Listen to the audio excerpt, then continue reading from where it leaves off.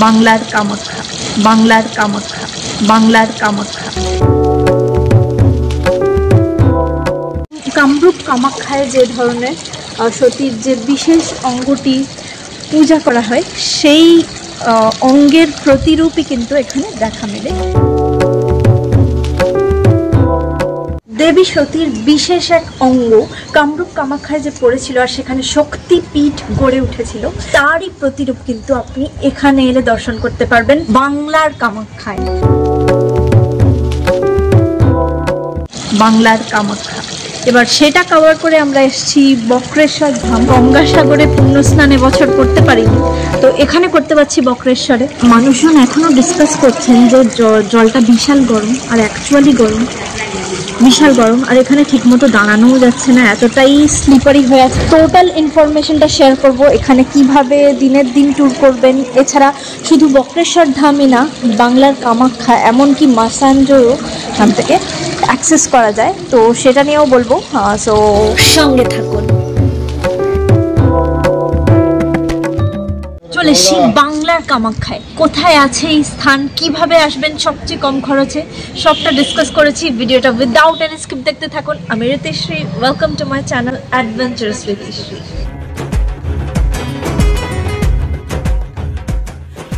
অন্যান্য টুরিস্ট স্পটের মতো এই ট্যুরেও আমাদের সাথে এসছে আমাদের পোষা বুলবুলি বুলি। এর আগেও আমাদের সাথে বহু ট্যুর করেছে, সেরকমই একটা ট্যুরের ভিডিও লিঙ্ক এখানে দিলাম। এই ট্রিপে আপনাকে নামতেই হবে দুবরাজপুর। হাওড়া থেকে হুল এক্সপ্রেস সকাল 6:55 ছেড়ে সকাল 10:30টার আগেই পৌঁছয় দুবরাজপুর স্টেশনে। দুবরাজপুর স্টেশন থেকে আমরা 3 জনেই উঠে গেছি, ইনফ্যাক্ট আমরা 4 জনে উঠে গেছি টোটোয়, বুলিও আছে সাথে। দেখুন ভাড়া পড়ছে 100 টাকা। স্টেশন থেকে মাত্র 3.5 কিলোমিটার দূরেই রয়েছে বাংলার কামাখ্যা। পৌঁছতে সময় লাগে মাত্র 20 মিনিট। যাওয়ার আগে আমরা একটা দোকানে ব্রেকফাস্ট সেরে নিচ্ছি।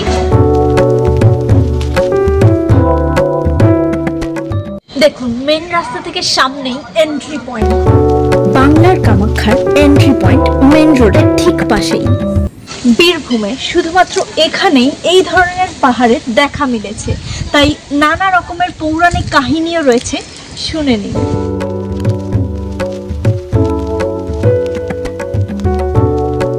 কাহিনী মতে রামায়ণে রাম সেতু বন্ধনের সময় হিমালয় থেকে পাথর আনা হচ্ছিল, সেই পাথরগুলো পড়েই এই পাহাড়ের সৃষ্টি হয়েছে।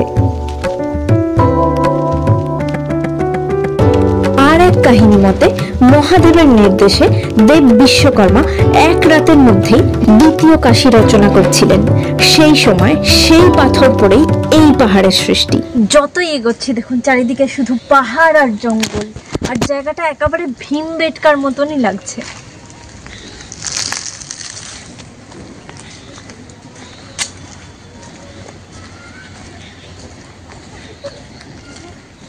ঠিক এরকমই এক অ্যাটমসফিয়ার আমরা আগেও কভার করেছি, সেটা ছিল রাতাপানি টাইগার রিজার্ভ ফরেস্টের মধ্যে।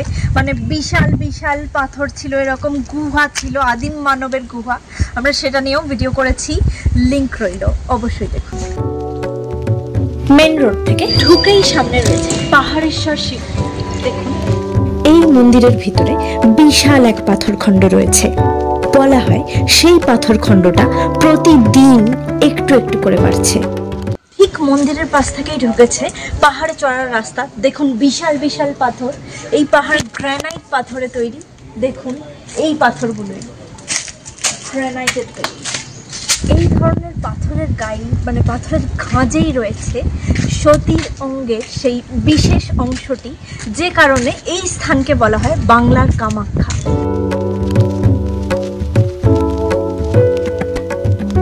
রয়েছে রামকৃষ্ণ আশ্রম ও বেশ কিছু মন্দির।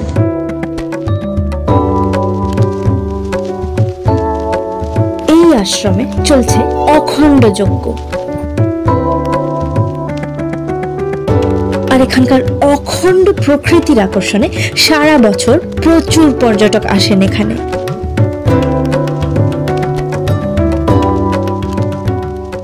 বেশ কিছুটা এগিয়ে দেখুন দুদিকে রাস্তা চলে গেছে, আর আমরা এদিকেই যাচ্ছি। আমরা বাঁ দিকের রাস্তাটাকে বেছে নিলাম। এই পাহাড়কেই পপুলারলি বলা হচ্ছে মামা ভাগ্নে পাহাড়। দেখুন লেখাই রয়েছে, ওপরে এই পথ ধরে উঠলেই রয়েছে কামাখ্যা মায়ের মন্দির এবং মামা ভাগ্নে পাহাড়। কালী মন্দিরও রয়েছে, দর্শন করতে যাচ্ছি এই সিঁড়ি পথ ধরে। জাস্ট দেখা যাচ্ছে দেখুন।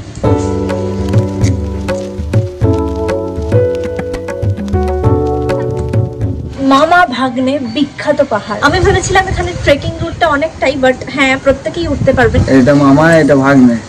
মামার নাম আইন, ভাগ্নের নাম শ্রীকৃষ্ণ ভগবান। কালী মন্দির, মামার তলায় কোনো সাপোর্ট নেই, ফাঁকা আছে। যদিও বলা হয়েছে মামার নিচে সাপোর্ট নেই, কিন্তু দেখুন পাথরের ওপর পাথর রয়েছে, তবে একটু অন্যভাবে। মামা পাহাড়ের মুখেই রয়েছে কালী মন্দির।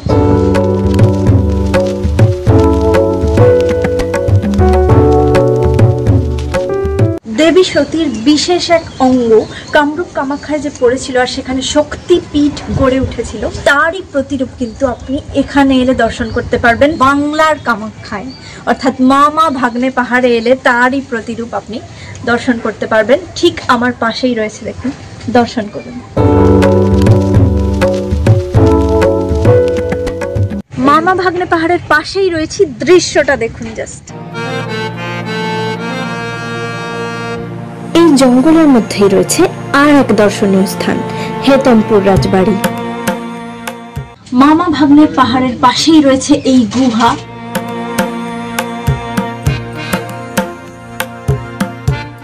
এই গুহার ভিতরে ঢুকে পড়েছি, আর এখানে বন্য জন্তুদের বসবাসও ছিল। আমার পিছনেই দেখুন মানে উইশ করার জন্য ওই ঘোড়াগুলো রাখা রয়েছে, মানত করে ওই ঘোড়াগুলো রাখা রয়েছে ছোট ছোট। সত্যজিৎ রায়ের অভিযান ও গোপীগাইন বাঘাবাইন সিনেমার শুটিং ও অন্যান্য সিনেমার শুটিংও হয়েছিল এখানে। সন্দীপ রায়ের রবার্টসনের রুবি, গোসাইপুর সরগরম সিনেমারও শুটিং হয়েছিল এখানে। দেখুন পথে যেতে যেতে আর একটা গুহার সন্ধান পেলাম।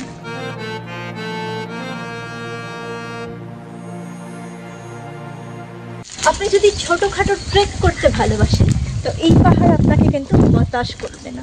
তো এটাই সাজেস্ট করব যে ঢোকার সময় বাঁ দিকের রাস্তা ধরে ঢুকুন, আর বেরোবার সময় ডান দিকের রাস্তা অবশ্যই ধরুন, কারণ বিউটিটা দেখুন ডান দিকের রাস্তা।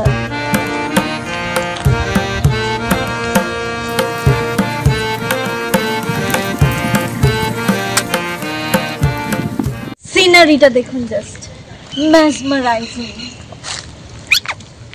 হ্যাঁ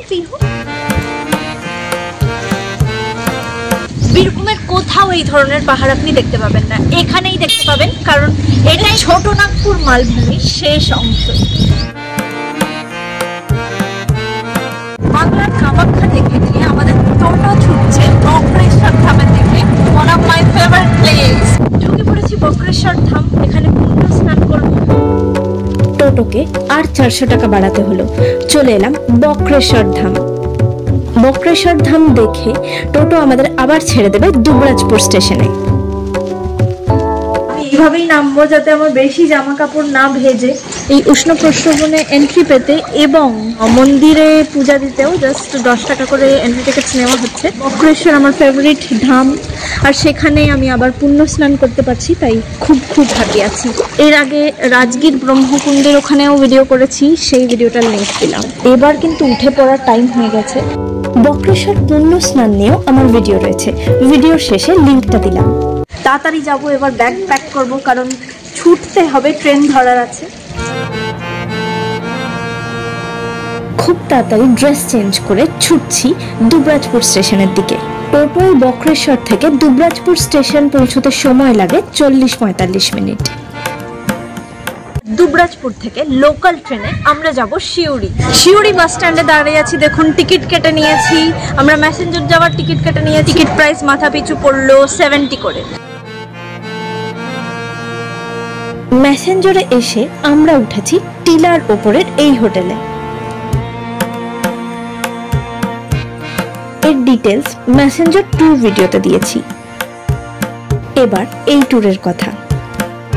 কলকাতা থেকে বাংলার কামাখ্যা ও বক্রেশ্বর দেখে আমরা স্টে করলাম ম্যাসেঞ্জারে। আপনি চাইলে বক্রেশ্বরে 1 বা 2 রাত কাটাতেই পারেন। অনেকেই দিনের দিনে এই ট্যুরটা সারেন তারাপীঠ ভ্রমণকালে। আর কলকাতা থেকে দিনের দিনে ট্যুরটা করতে চাইলে আপনাকে দুবরাজপুর থেকে দুপুর 1:55 রিটার্ন হুল এক্সপ্রেস ধরতে হবে, যে ট্রেন আপনাকে সন্ধে 6টাতেই হাওড়া পৌঁছে দেবে।